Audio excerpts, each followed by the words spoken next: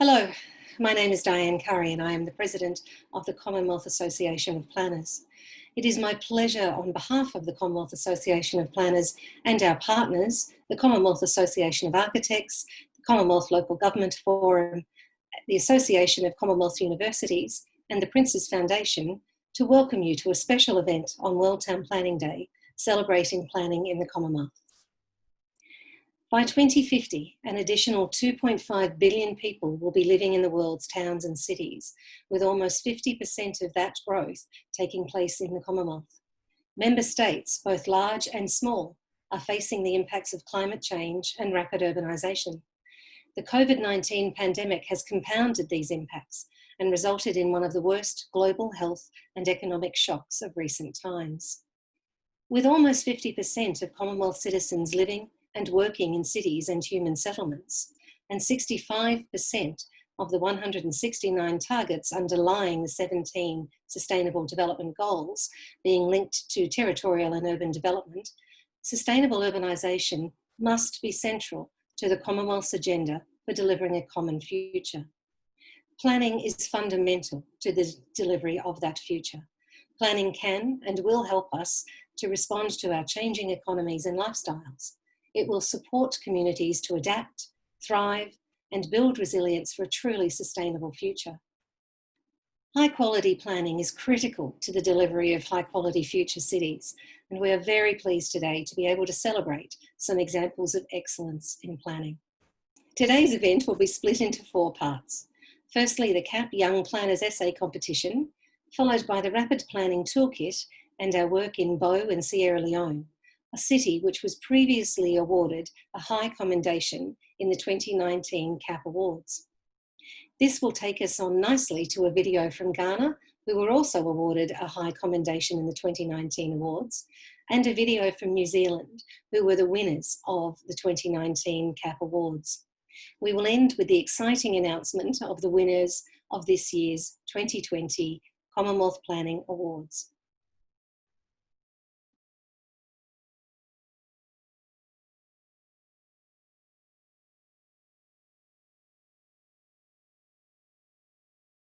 I'd now like to turn to the very exciting Young Planners Essay Competition, which was held this year with wonderful entries from around the Commonwealth. I'd like to start by introducing our amazing panel of judges across the Young Planners Essay Competition. I'd like to introduce you to each of our judges, and then we might spend a few minutes speaking with them about why their experience as a judge was so special. So if I can start by introducing Akash Jha, who is a judge from India.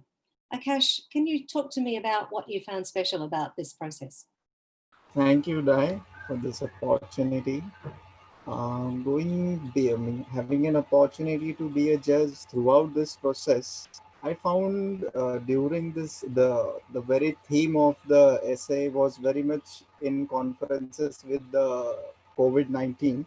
And going through the essays, I found out the relevant parameters, issues that cities have been going throughout its interpretation in the essays across the Commonwealth countries.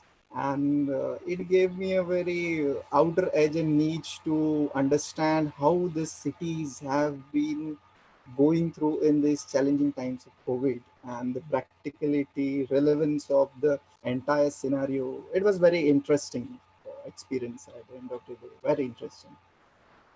That's wonderful. Thank you so much, Akash. If I can now turn to Lasantha Samira. Lasantha is a planner working in Sri Lanka. What did you find about your experience as a judge, Lasantha?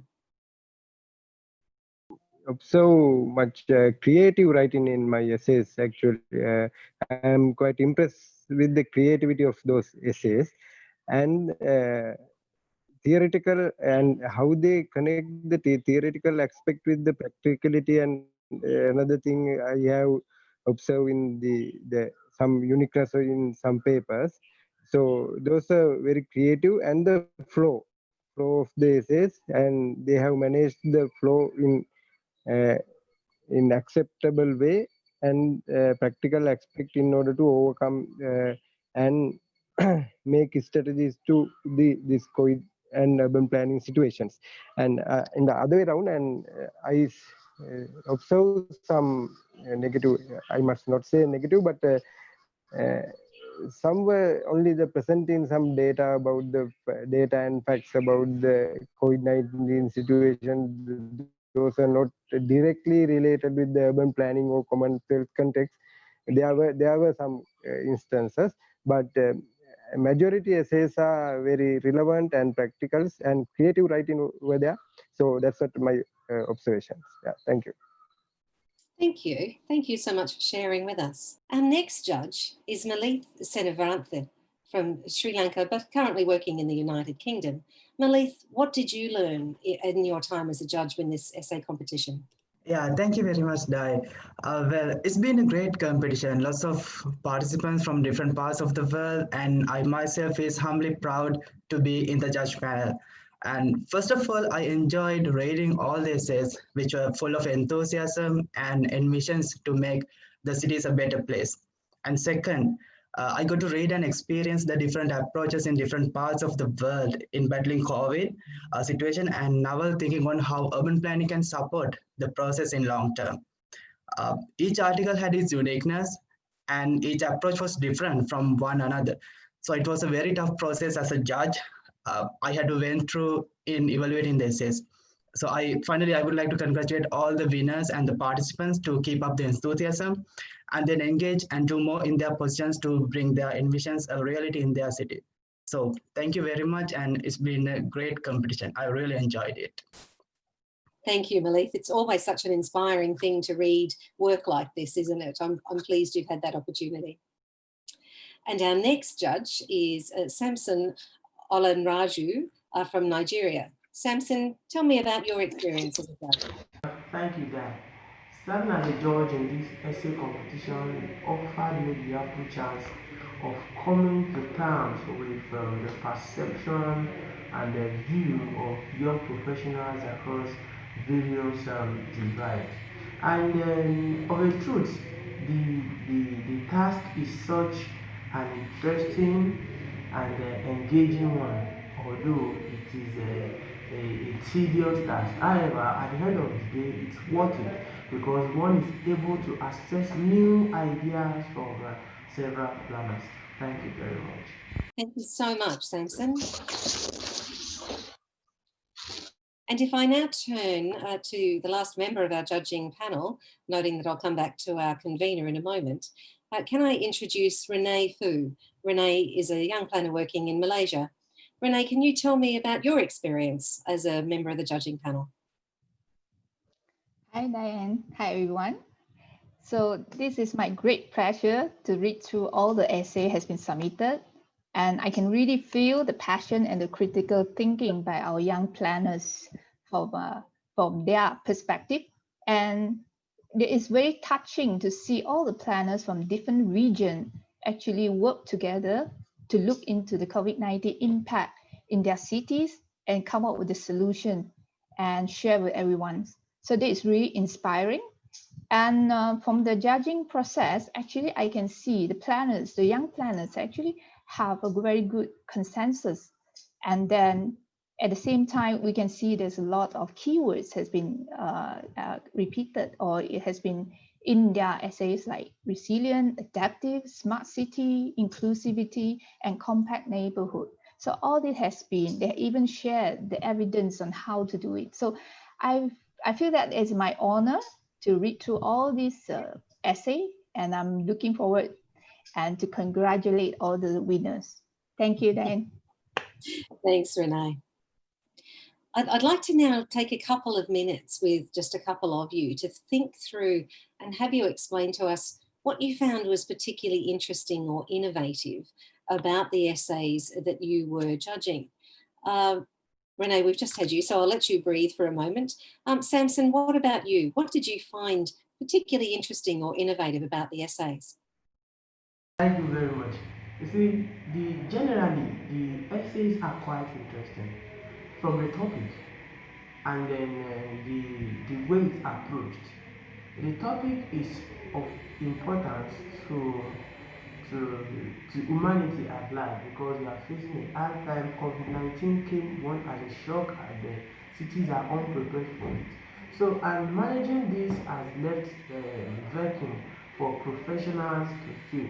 And one of such vacuum is resilience. So, this essay is coming timely, especially preparing professionals and cities for time after the COVID period. So the essay has such the essay is relevant and highly applicable.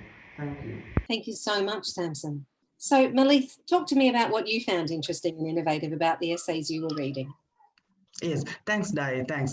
So first of all, each essays, they had their uniqueness. Each essay was had their unique approach to bring urban planning into context of pandemic risk management. So it was really interesting that how each participant had addressed in unison to their context, their background. So some were top down and some were bottom up. And what was interesting to observe in each essay was that the attempt to bring them with more details so that we can reflect them better in the level of practicality and implementation, especially the use of technology amongst the participatory approaches and the urban planning and economic theories, actually which can shape the use of participatory technology from a regional and national level, was found really interesting, and they can be adapted as lessons for any of the Commonwealth regions, especially practicing achieving long-term resilience. So therefore, this interdisciplinary approach to harness the potentials for mutual benefit in the post-pandemic recovery era I have identified that really interesting and innovation among the essays. Lovely. It'll be great to see these essays being shared and let people's stories be shared and for us all to be able to learn. So thank you so much. Renee, what about you? Your last thoughts on what you found interesting and innovative? I look some of the essay actually they really not only look at planners' perspective. This is really good because they also talk about the perspective from the economy, from the industrial players, and also the statistic. They even give some example on the statistic and on database. So I think this is for young planners to use to have a broader perspective, or not only from the planner's view. That is really inspiring. That's wonderful.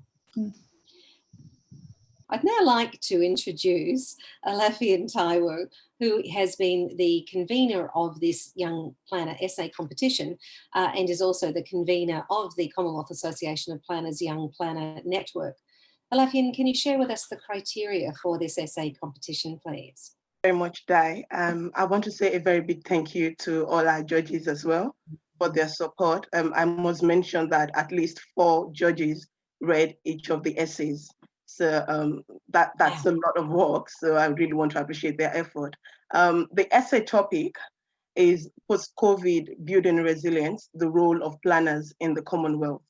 We assess the essays based on 7 criteria. The first one is originality. The second one, clarity in writing and presentation.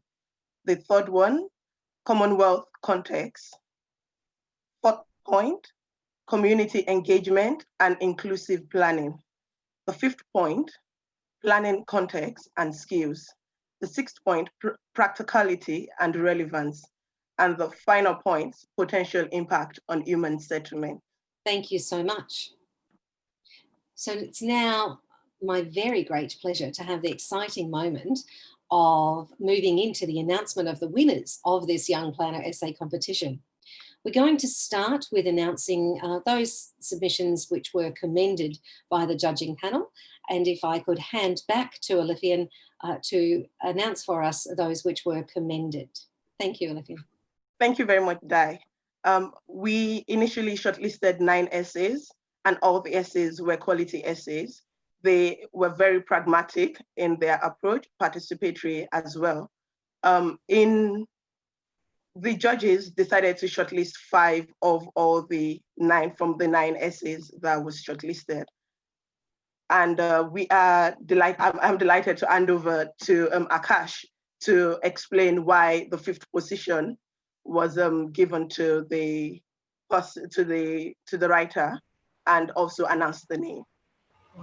The fifth commendation essay that I would like to announce and congratulate the candidate Maddie Marks from Planning Institute of Australia. In her essay, she very detailedly emphasized on the potential impacts of the city along with the facts and figures and the statistics across the Australian continent, and the relevance of the entire essay comparative to other. It was very much taking a note out of it. So the Maddie Marks has been recommended as the fifth essay, and I would like to congratulate her.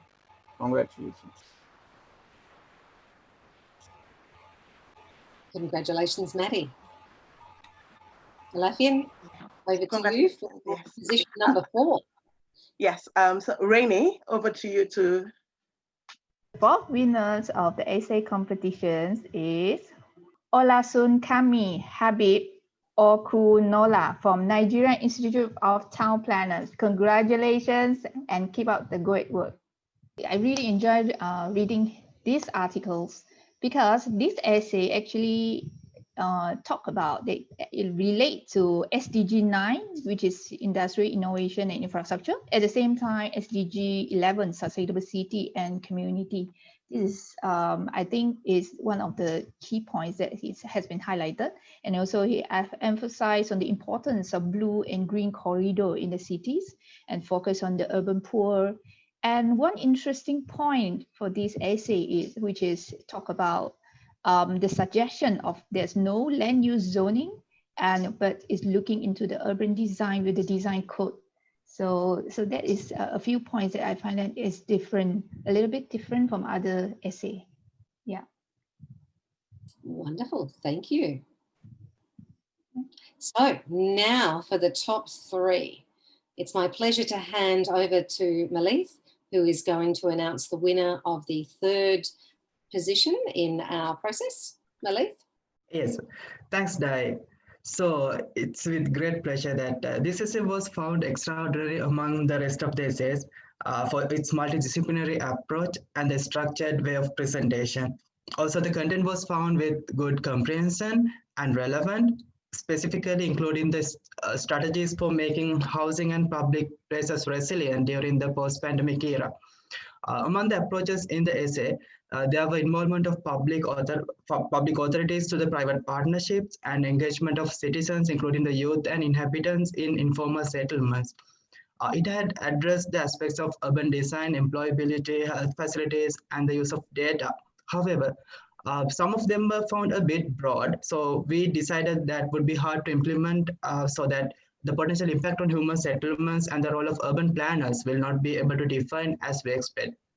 However, other than that, it was full of encouragement and written with well comprehension. So let me introduce and congratulate to Ojelade Olumuyiwa from Nigerian Institute of Town Planners on becoming the 3rd place of the Commonwealth Association of Planners Young Planners Network Essay Competition 2020. Thank you very much. Please do stay in touch for future work, and good luck for Ojelade Olumuyiwa. Thank you. How exciting. Congratulations, Ojelade. Now, can I hand over to Samson, who is announcing our 2nd place getter. Samson? This particular essay is quite an interesting one because the author was able to move from the specific to the general. She was able to explore and take us through how Malta has been able to address city management, first before COVID, secondly during COVID, and its expectation for post-COVID period. And that the essay was able to present itself in such a manner that elements or practices carried out by Malta can be used by other member states of the Commonwealth. Another notable part of the essay is that it emphasizes citizen participation and inclusive planning, which brings to fore the reality that, or which brings to fore and further emphasize the reality that resilience cannot be possible without community engagement. The essay did not only state what, but it went further to state how, and that is practicality. So it's a practical input, and then such essay is highly notable. Just welcome with me in the third position in the CAP Young Planners Network essay for 2020, and that is Wendy Jo Misfood from Malta Institute of Malta Chambers of Planners. I want to say congratulations and hope to work with you in other capacities in the future. Thank you very much. Thank you so much, Samson, and congratulations to Wendy Jo. So I get the pleasure of announcing the overall prize winner for our Young Planners Essay Competition. And I am very pleased to announce that the winner is Chloe Ng from the Singapore Institute of Planners. Alafian, can I hand over to you to explain why your judging panel found this to be worthy of being the overall winner? Thank you very much, Dai. The essay was well written, concise, and within the word limit. The writer, Chloe, she clearly highlighted the important role of planners in the post-COVID response and post-COVID recovery. The essay was also innovative in terms of its approaches to public-private partnership and its approaches to community engagement. The essay clearly identified the planning process and procedure and how it could be more participatory moving forward. Overall, I want to congratulate her because the essay is also very clear. And one of the things that the judges decided unanimously to announce her as the winner was because she clearly highlighted the vital role that planners play in building resilience in the community. And she placed planning at the center as a coordinator of every environment, of every economy and of every sector within the environment. So for this reason, we decided to announce her as the winner. Also, she included a multidisciplinary approaches to how the planning system should be operating across Commonwealth. Thank you. How special to have a unanimous decision for such an important essay competition. That's really great. So once again, can we congratulate all of our entrants and all of our winners in particular for the quality of your work, for the passion which you've shown, and for the care that you've exhibited for your communities and for the planning profession, of course. I'd also like to thank our convener of the Young Planners Network and all of the judging panel for your amazing work and your energy. I'm confident that the future of our profession is in safe hands watching you. Congratulations and thank you to you all.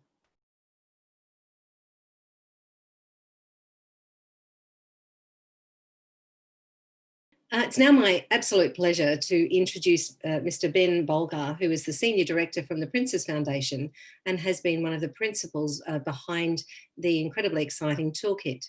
Ben, thank you for your time. Can you tell me about the Toolkit and why you think it's so important for the Commonwealth?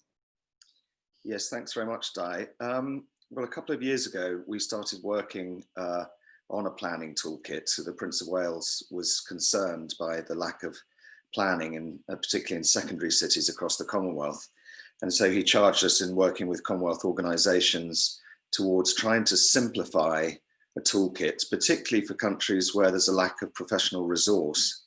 As you'll know, there have been the survey of the professions across architects, planners and engineers. And rather worryingly, it has actually shown that in the places that are growing most rapidly and needs professionals the most, there's the least professional resource. So this was a real reality check for us. And in working with colleagues in Bo, the secondary city in Sierra Leone, which is tripling in population in the next 20 years, they've actually managed to follow the steps in the toolkit, and in 7 months create a charter for the growing city, the equivalent of a local plan, a structure plan, and then plant the main arterials and the boundaries with trees, with fully democratic processes going on at the local level. So it's been quite extraordinary. And we're now looking to formalize that toolkit, put it online, and then obviously hope to roll it out with partners across secondary cities. It's just amazing, isn't it, to be able to share free of charge with people a toolkit that can help them really cope with the pace of growth and how to do it well, given the incredibly limited dollars that we all have for infrastructure. It's been an amazing project to be part of and to watch. I know we've talked in the past that it's also really important for more than developing countries. This is the basics of how to lay out good planning. So I think it's really special to see it being shared. Can you talk to us about the website that we are about to be launching and why you think that's equally helpful and what stages we'll go through with that? Yes, well, the website is really the front door, the portal to get, hopefully to get people inspired to see what this is all about and see why it's so important. And then we'll be working, or are working, with partners to develop the online toolkit, which will be obviously more structured and more detailed, and we'll be developing that and letting people know on the website about when that's going to be put online in the new year. But I think, as you know, Di, better than anyone, the world's urban population is projected to nearly double in the next 30, 40 years. And working with colleagues at New York University, they're looking at the urban footprinting and projecting that with a doubling of the world's urban population, the urban footprint is likely to triple. So by 2050, we could actually be seeing a tripling of the urban landmass, which is quite extraordinary. I mean, it's impossible almost to comprehend. And so we need action. We need action now. And we need mayors, particularly of secondary cities where over half of that growth is projected to occur, to appoint people within their departments and actually to carry out these methods and these, as we call it, bare bones planning methods, protect those arterials, protect the boundaries so people aren't sprawling into flood zones, and forestry areas.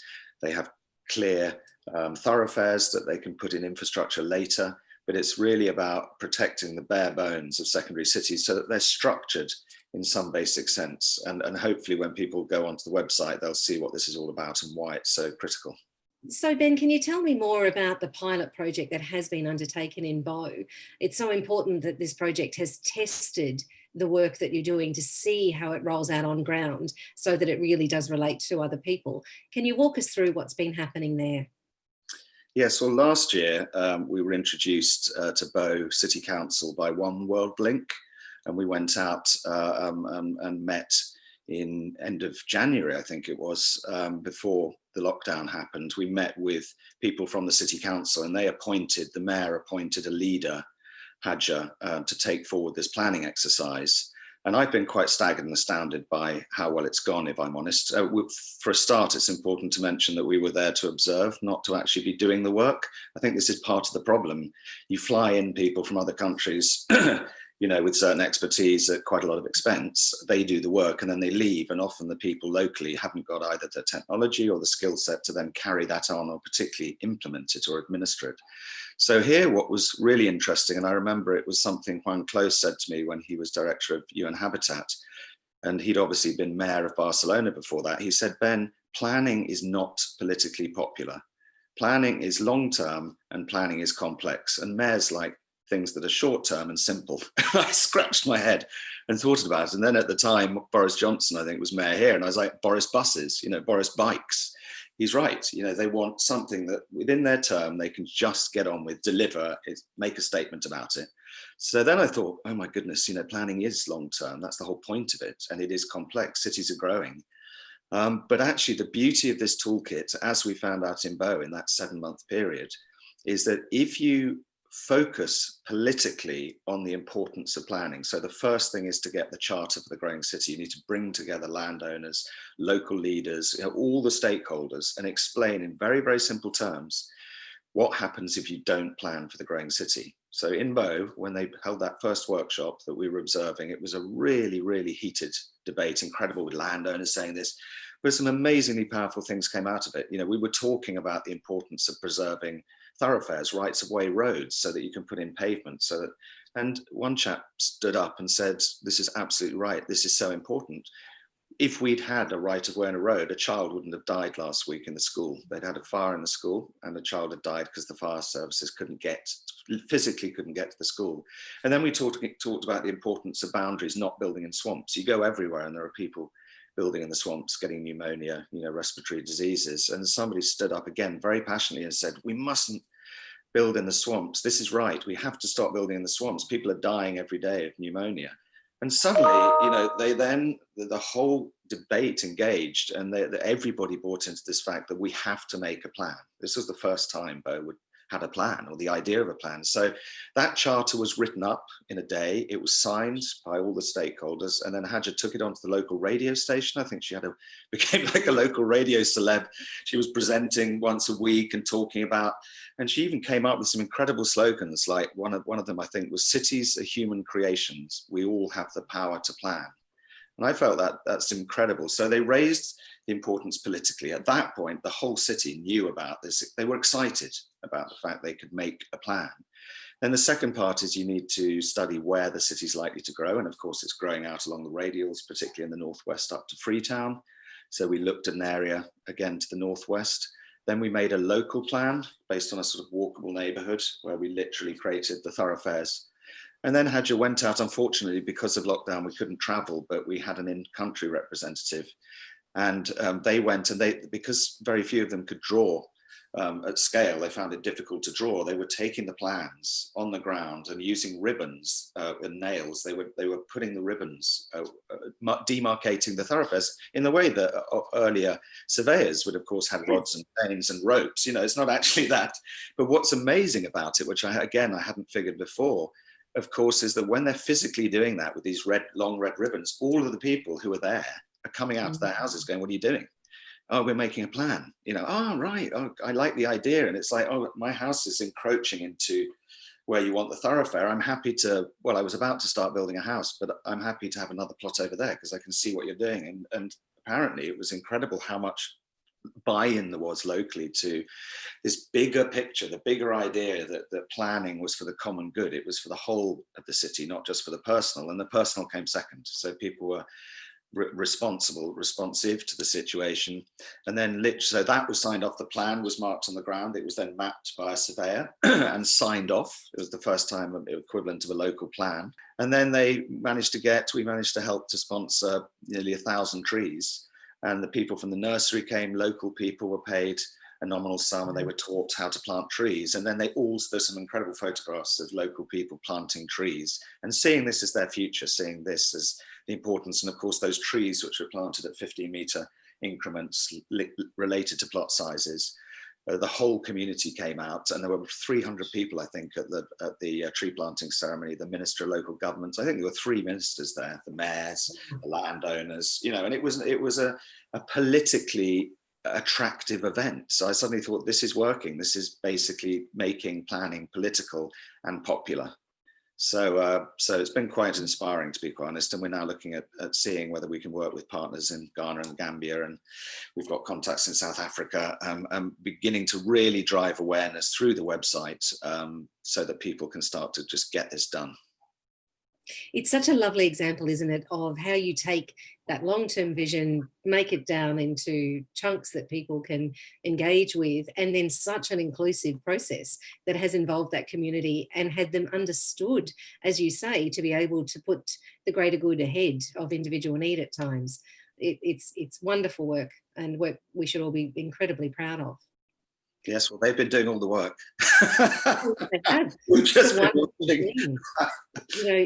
It's inspiring. I know the team wanted to be there to help and support more than have been able to, but hasn't it come out just so well? Yeah. So, Ben, one last question. Could you tell me about the partners in this particular group, please? Yes, well, we started off working with the Commonwealth Local Government Forum, Commonwealth Association of Architects, and Commonwealth Association of Planners. And then we've also been working with the Marin Institute, the Commonwealth Universities, and UN Habitat have been extremely helpful and also come on board. So we're very grateful to our partners. And of course, if people want to look at the Commonwealth Sustainable Cities programme and website, a lot of these conversations have been recorded there. Thank you so much for your time today, Ben. I really appreciate it. So the toolkit is now live and you can visit it at www.rapidplanningtoolkit.org. And as a taster, we will now share a short promotional video that will be found on the website's homepage.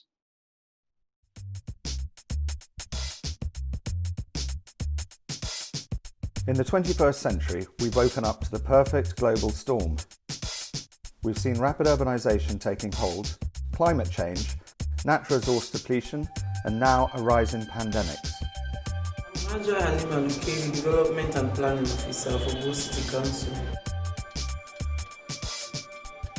The problem we are facing now in Bo, we have a lot of problems in construction of wetland and also deforestation in most of these growth areas. The Marion Institute of Urban Management at New York University has found that cities are expanding at faster rates than their populations. In the period from 1990 to 2015, the population of the world's cities increased by an average of 1.9 times, whilst the urban footprint of those cities increased on average by a multiple of 2.5. In both the global north and the global south, the growth in the population of cities is being outpaced by the growth of their urban extents. To add to that, a recent survey of the built environment professions in the Commonwealth has found that countries with the fastest rates of urbanisation have the least professional resource. As shown in this example, you can see in blue the number of architects per thousand population, and in orange the countries that are urbanising most rapidly. Not only do we see an inverse correlation, but most of those limited number of professionals will be found in the capital or primary cities, not the secondary cities which face the same challenges but often with less resource and less capacity. To address these challenges, we've been working to create a rapid planning toolkit, which is a very simple 4-step process. The fact is that if the phenomenon of urbanisation is rapid, then the response in planning needs to be more rapid. So the first step to create a charter for their growing city shows what local leaders can do quickly to shape and articulate a vision and plan for growth that can effectively demonstrate a tangible and positive impact for their citizens and deliver against the key SDG targets at the same time.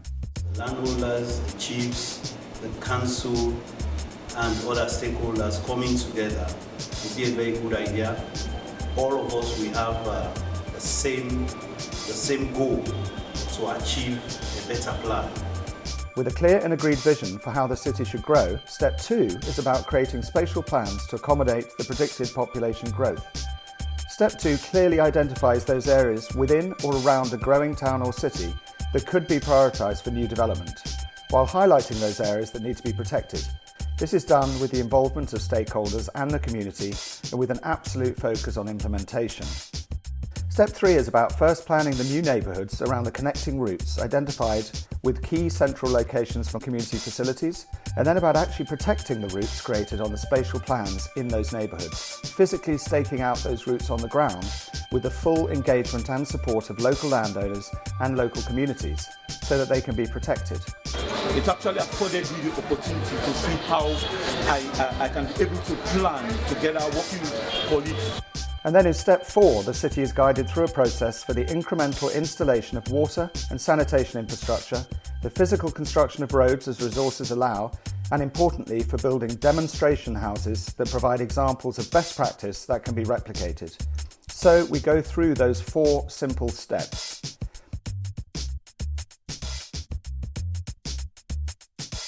Because at the end of the day, the toolkit will guide us on what to do. So if the toolkit is there to guide us on what to do, and we try to ensure that we organize constant stakeholder engagement, I'm sure we're able to get there, we're able to do whatever is needed to be done. Throughout this process, we've been working with a range of partners, and we're extremely grateful for their support. To end, we will hear a short piece from His Royal Highness the Prince of Wales, who has long been championing for this work. It is clear that the spatial planning of cities to allow for sustainable growth is imperative. My foundation has been working with Commonwealth partners to develop a Mayor's Rapid Planning Toolkit focused on secondary cities, where more than half of the urban growth is projected and where far fewer planning professionals exist. As we seek to rebalance the urban-rural divide and the need to address rural to urban migration, the physical implementation of secondary city plans is one of the areas that can have the most positive impact in the coming decades. We hope this short film has given you a snapshot of the value that community-led spatial planning can bring. The Rapid Planning Toolkit has been designed in order to enable a town or city to work through these steps quickly to future-proof communities for growth and demonstrate tangible benefits for all citizens. The toolkit will be a completely free resource that will build capacity and help to address climate change and rapid urbanisation.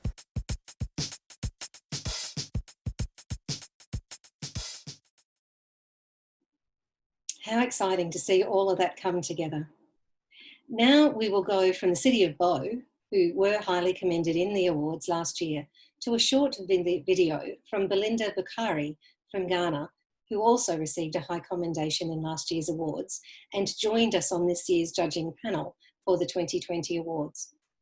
My name is Belinda Bukari, a Senior Development Planning Officer in Ghana, precisely in the Northeast Regional Coordinating Council. I am a member of Ghana Institute of Planners. I am a member of Commonwealth Association of Planners, and I am a member of Commonwealth Women in Planning.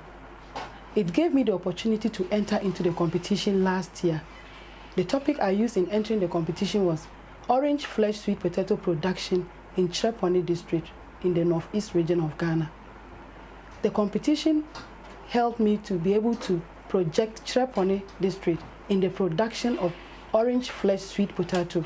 The project was a USAID funded project, which was 4 years in the district. In 2019, the USAID project ended, but before the ending of the project, they trained a vine multiplier who was supposed to multiply the orange flesh sweet potato vines locally for community members or farmers who were interested in procuring.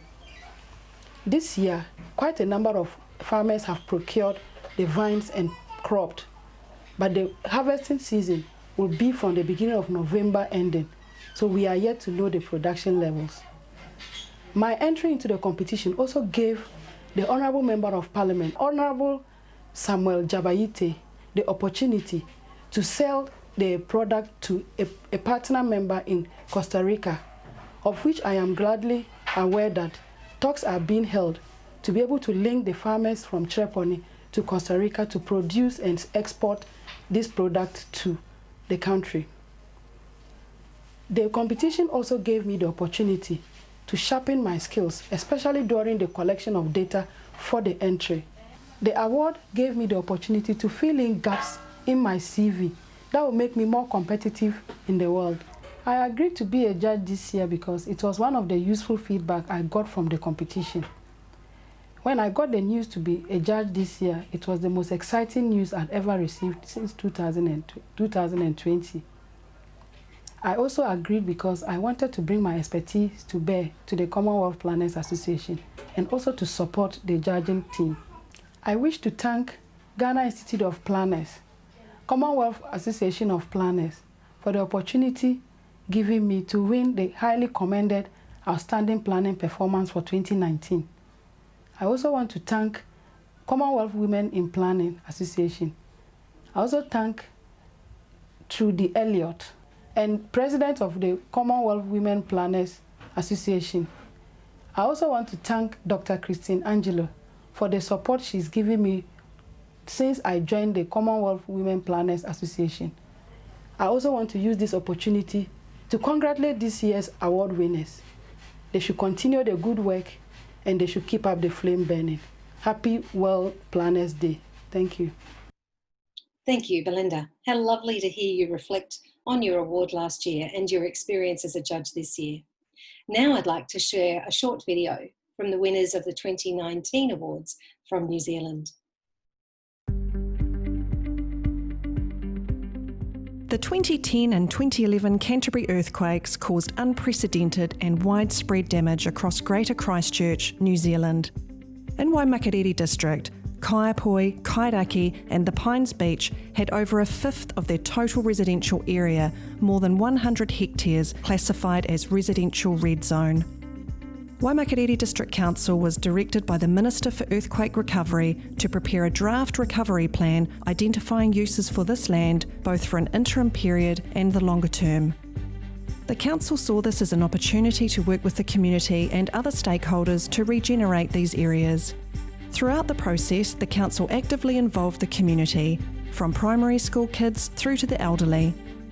We worked with residents, central government, infrastructure providers, and the Indigenous Ngāi Tahu and Ngāi Tuahuriri communities to ensure that everyone had the chance to contribute to the final proposal.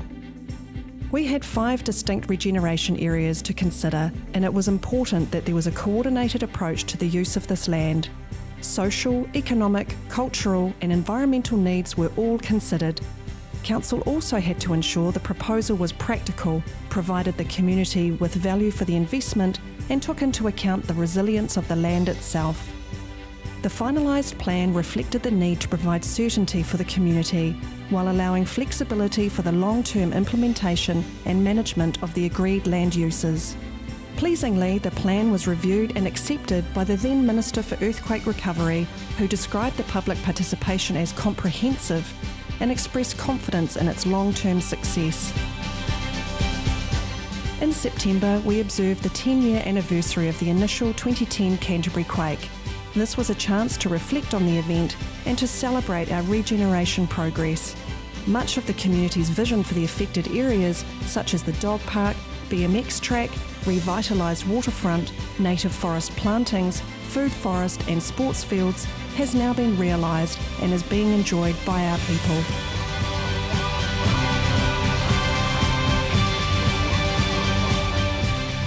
The Council would like to thank the Commonwealth Association of Planners for recognising the significance of the recovery plan to the Commonwealth and the important contribution the planners have made, not just to the plan, but the process for developing it and for creating resilient and sustainable communities.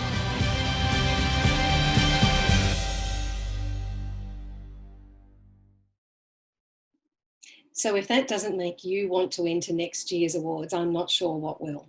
And what a great way to lead into the announcement of this year's awards as we enter the final part of today's event. It's now my absolute pleasure to introduce our judging panel for the Commonwealth Association of Planners Awards ceremony for 2020. If I can start by introducing Professor Barbara Norman. Barbara, can you tell us what your category was in terms of judging, why it's important in the Commonwealth, who has won and why, and did you commend any other entries? And thank you, Di. So I chaired the judging of the category with climate emergency, and we considered that very seriously, of course, because it's such a critical issue facing our cities around the world. With issues like urban heat island, with extreme events, with wildfire, and I could go on. So we need to be planning our cities and factoring in the science of climate change much better and more. And so this is a really important category. I have the great pleasure of announcing that the winner of this category is the City of Calgary Biodiverse Communities Initiative. And we really were very impressed by this category. It is comprehensive. It has a manual for professionals. It has a manual or a guidebook for community engagement. And you might wonder what biodiversity has to do with climate change. Well, I think you'll see in many cities of the world, they're really embracing the whole issue of landscaping and restoring biodiversity and restoring landscape, because it can mitigate many of the impacts of climate change. And the urban heat island impact is a clear example. So congratulations to the City of Calgary. In terms of commendation in this category, we'd like to very much congratulate Nova Scotia Municipal Floodline Mapping Project for an excellent entry. It was very comprehensive as well, and a lot of community engagement. Flood mapping, flood mitigation, flood anything really in the category of climate change obviously is very critical. And we commend them for their work there. And it really adds to examples like that around the world. So those two winners, congratulations from from all of us, and they make a great contribution to planning for climate change better for our cities in the future. How wonderful. Congratulations to them both. Such important work, as you say, Barbara. Now, if I can move to the chair of our next category for judging, this is Viral Desai. Viral Desai is a principal planner. Viral, over to you. Thanks, Di. So I led a panel of judges who looked at the category of planning for cities and human settlements and plan making in the Commonwealth. As we know, the Commonwealth is very much a rapid urbanizing sort of conglomerate of countries, and strategic planning is one of the most important parts of the plan making system. We really need to think about how we ensure that strategic planning is a part of actually plan making. So in the UK, for example, there's a big debate at the moment which is going on about the white paper which has been released by the government, and is strategic planning actually happening and working? And if you apply that across the Commonwealth in places where we do see such sprawling development, we see very much rapid urbanization, there's a real need to ensure that plans are in place and they're very effective in what they do. This will become more and more apparent as we obviously change around COVID-19, and I think as places change, we're going to really have to understand how the plan making system can really work in a more effective way. Plan-led planning is what we should be advocating for, and more we need to understand how that is then implemented in various different places. And we've seen some really good submissions for this category, mainly from Canada. So we had two shortlisted applications. And the winning was Transport Oriented Development Implementation Strategy of Calgary. And as judges, we picked this because it's very much about the current discourse around transport orientated development. Very much sits with the SDG goals, very much sits with SDG 11 in terms of ensuring that transport and sustainability work together and create places around these specific nodes. And this in particular, this winning plan had a really good methodological sort of way of doing this, in ensuring that TOD was then planned around, development was planned around these transport nodes across Calgary. But what's important is that this is applicable across the Commonwealth. As we see many cities across the Commonwealth which move and sprawl out, there is a real need to have these nodes in both developing and developed nations across the Commonwealth. So that was our winner. Very much around good land management, good stewardship of land as well, which is really good to see. We also commended another plan which was in a sort of cross-boundary plan between Calgary and Chestermere. And one of the reasons we commended this is around its engagement. So this piece of land was very much in between two boundaries, two states, I guess. And intermunicipal collaboration was key here. We have so many places in the Commonwealth where these boundaries sort of exist, and they can either become no man's land or they can provide certain economic growth to one side and not another. And this plan was very good at bringing together the representatives of two local authorities and to actually talk about what can happen on this strip of land. How can this real key connection between Calgary and Chestermere actually work? And it was very much undeveloped. It was greenfield land. It was a good localized intervention, really, was what we thought, and it really looked to harness the growth of these two areas. And again, rapid urbanization, where we see things moving into these new greenfield spaces, we need to make sure that we have strong plans in place to ensure that in a collaborative manner that we can actually create sustainable growth as we move forward. Cool. Is that okay, Di? There's some wonderful work clearly happening in Calgary. So congratulations to them. And now to the chair of our final judging category. Can I now introduce and hand over to Emeritus Professor Cliff Hay. Thank you, Cliff. Yeah, thank you, Di. And the category that the group of judges I was involved with was looking at was called Inclusion, Diversity and Engagement. And fairly obviously this reflects a recognition that planning very often historically was a top-down process that was rolled out without much regard to the diversity of peoples and places that was affected across the Commonwealth. And we got a number of entries which showed really excellent approaches to turning that around and really engaging in depth, not just going through the motions of participation, but really engaging in depth and being inclusive for diverse groups. Sadly, in many Commonwealth countries, one legacy of the colonial era that remains is the impoverishment and marginalisation of native peoples.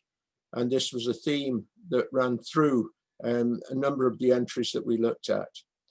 So in ways that varied, different groups of planners have tried to reach out and ensure that the voices of those groups that previously hadn't been heard in the planning of places were now heard. And also I think very significant is that many of the places involved carried deep cultural significance, particularly for Indigenous groups.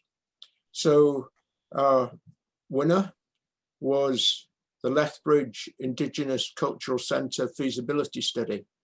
Now, Lethbridge is a town in Alberta in Canada, town of about 100,000 people. And something like 10% of the people living in Lethbridge self-identify as Indigenous. And I think what marked this project out, and which is worth thinking about in other situations, is that this is very much a co-design process. It provides a model for future engagement, not just in Lethbridge, but beyond. It was about developing a feasibility study for a cultural centre, and it worked with historically disadvantaged groups in the planning, the design, and the delivery of community projects. And so, for example, whether it was doing surveys, site visits, interviews, the Indigenous people were there as partners, and they were employed as consultants and advisors. So it wasn't just a case of going out and saying, what do you think? They were actually on the inside of the process. Similarly, there were some very good entries which we commended from New Zealand. One in the Auckland area, the Tupuna Monga management strategies, which is the area of mountains around Auckland, which carry deep cultural significance for the Indigenous people there. Another one was in the also in the Auckland area, the Talanoa project, where again there was a reach out to diverse groups in that area. And finally, a quite complex project for a strong environmental project in the Katuna River area, where an estuary was rediverted back to its original route. But all of this, in all three cases, the key feature was a very strong involvement of Indigenous groups. And this is clearly something that is replicable in specific ways across the Commonwealth. So well done to all those entrants. Thank you. Thank you, Cliff. Well done to all our winners there, and in fact all of our entrants.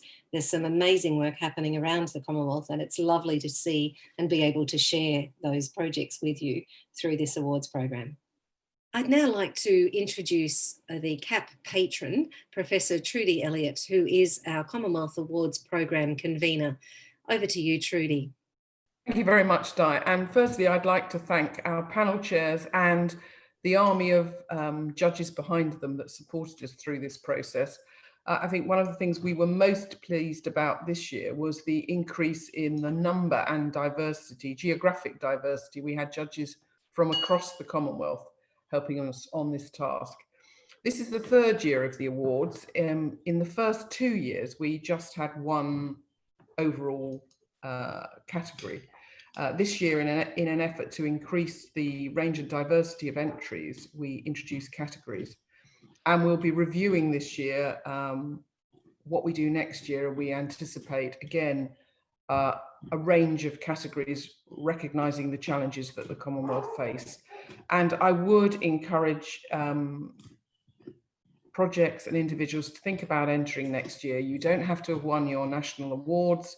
It can be a project that is small, in gestation. What we are seeking to do with these awards is to increase our understanding of the range and depth of planning going on across the Commonwealth and its contribution to addressing the challenges the Commonwealth faces. So on behalf of my wonderful judges, can I thank all of you who entered, all of you who were commended, and all the winners, and look forward to reading a wide range of entries next year. If you've got any suggestions about what categories you think we should focus on next year, please let us know via our website. Thank you so much, Trudy. And on behalf of the Commonwealth Association of Planners, can I thank you for once again arranging this amazing awards program for the 3rd year in a row. Thank you so much for how much hard work you put into it as well.